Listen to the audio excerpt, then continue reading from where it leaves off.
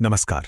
क्या कभी ऐसा हो सकता है कि सिर्फ एक फोन कॉल से किसी देश का पूरा जासूसी नेटवर्क तबाह हो जाए?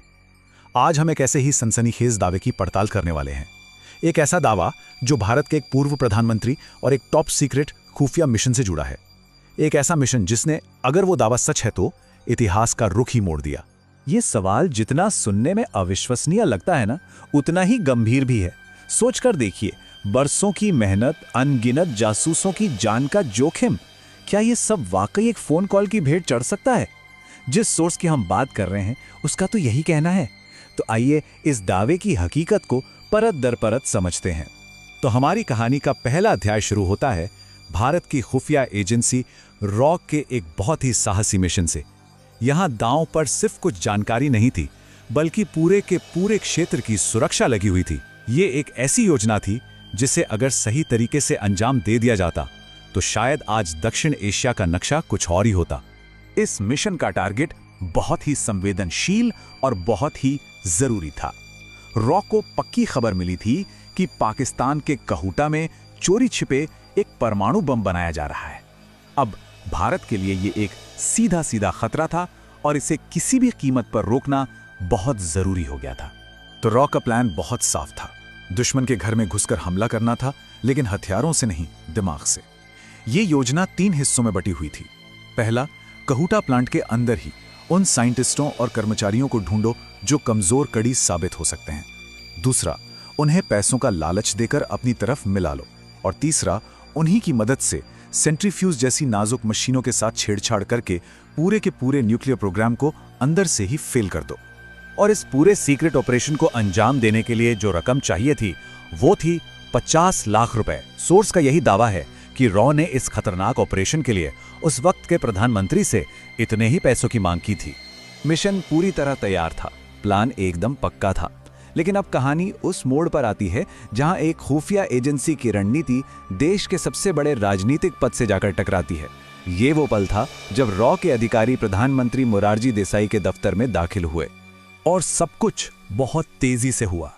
रॉ के अधिकारियों ने प्रधानमंत्री को मिशन की पूरी जानकारी दी, लेकिन उन्हें मंजूरी नहीं मिली, बल्कि मिला एक साफ इनकार। और इसके फौरन बाद सोर्स के मुताबिक वो फोन कॉल की गई जिसने सब कुछ बदल कर रख दिया। सोर्स की माने तो प्रधानमंत्री देसाई ने इस ऑपरेशन को सिरे से खारिज कर दिया। उनका तर्क था कि यह तरीका बिल्कुल गलत है और दोनों देशों को तो शांति से मिलकर रहना चाहिए। मतलब उनकी नजर में यह राष्ट्रीय सुरक्षा से ज्यादा नैतिक मूल्यों का सवाल था। और यहीं पर इस कहानी का सबसे विस्फोटक दावा सामने आता है।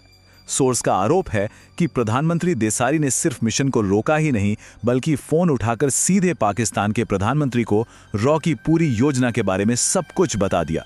ये एक ऐसा आरोप था जिसने भारतीय खुफिया तंत्र में भूचाल ला दिया। अच्छा, अगर ये दावा सच है तो फिर उस एक फोन कॉल का अंजाम क्या हुआ होगा?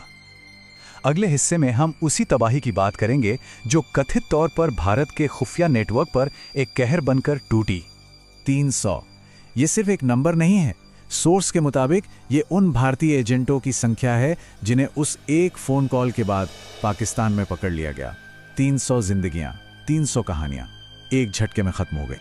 और ये किसी एक शहर या एक इलाके की बात नहीं थी। कराची से लेकर पेशावर तक भारत का बरसों में बनाया गया पूरा खुफिया नेटवर्क ताश के पत्तों की तरह ढह गया। एक एक करके एजेंटों को पकड़ा गया और जानकारी की हर वो कड़ी टूट गई जो सालों की मेहनत से बनाई गई थी। लेकिन रुकिए, कहानी का सबसे अजीब और शायद सबसे ज्यादा चौंकाने वाला मोड़ तो आना अभी बाकी था। एक ऐसा मोड़ जो इस पूरी घटना पर बहुत गंभीर सवाल खड़े करता है। जरा इस स्लाइड को देखिए। एक तरफ है भारत को हुआ कथित नुकसान, पूरे 300 एजेंटों का पकड़ा जाना, और दूसरी तरफ सोर्स के अनुसार मोरारजी देसाई को पाकिस्तान द्वारा दिया गया उनका सबसे बड़ा नागरिक सम्मान।